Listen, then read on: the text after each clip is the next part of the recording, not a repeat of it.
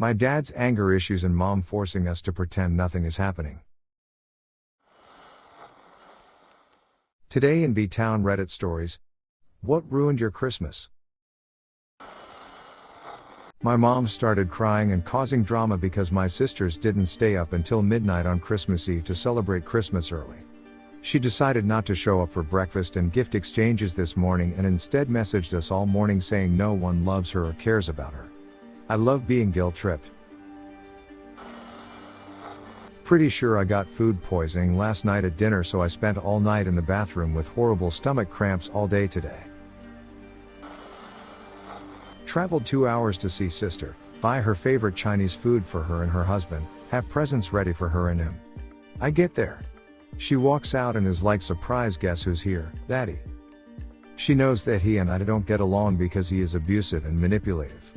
So I give her the food and presents and turn around and drive 2 hours back home. Cried most of the way back from being mad and sad. Edit for clarification. Sorry for the confusion. Basically my twin sister and I planned to do Christmas at her house. She didn't tell me our bio dad was going to be there. So when I got there she ran out to tell me he was there. I gave her the things and left without seeing anyone else other than my sister. Additional info on history of bio dad. I have given him so many chances and forgiven so many times. The last time something happened, I had to cut him off for my peace of mind. Which my sister was fully aware of. He didn't want us growing up, so our grandparents adopted us. He would come to see us occasionally and once or twice we stayed with him. He drank and drugged pretty badly. I remember he kicked his dog in front of us, and I thought he was the world's biggest boss for that. When our grandparents died prematurely he still didn't step in to comfort or help us, and because of that my twin and I were split up when we were 12. When we older he tried to connect, and I forgave his past decisions. Still he would try to make me feel bad for being adopted by my grandparents and called our mom all kinds of nasty things but thought that didn't apply to him. He told me I was brainwashed because I didn't believe the conspiracies he did. He is verbally abusive and manipulative. The last straw was him being upset with me and passive-aggressively saying over text, well, I wish you the best in life. He did this several times before, and we talked about it. He did it as a way of saying he was done with me again.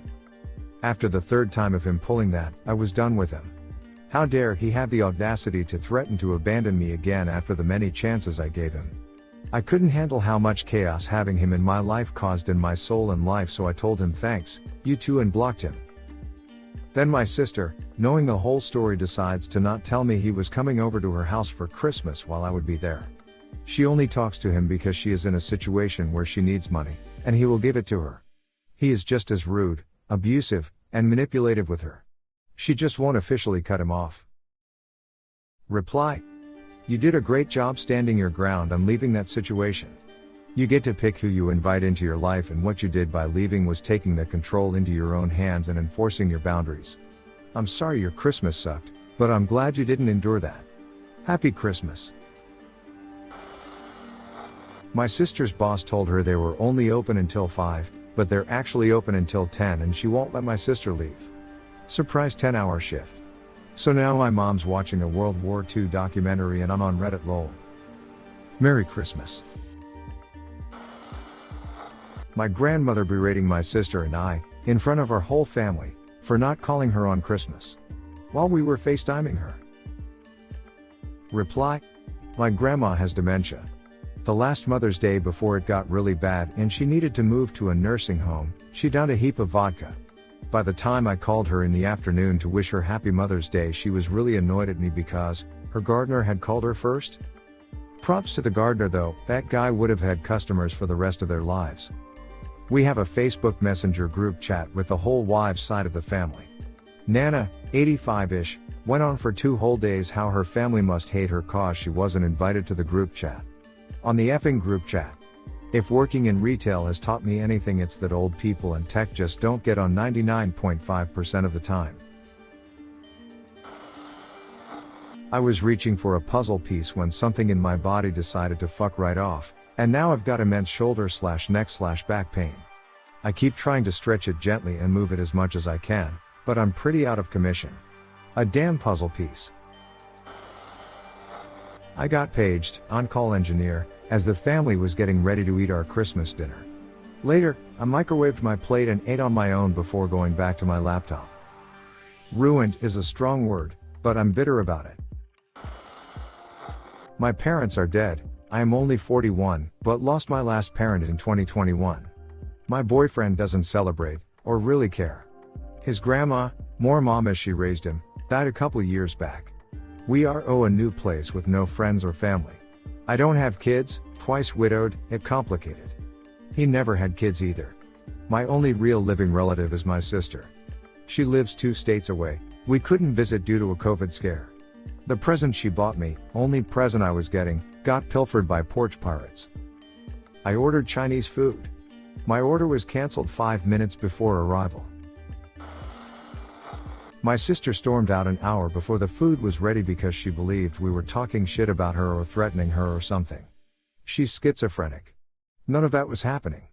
There's no way to convince her it's not true.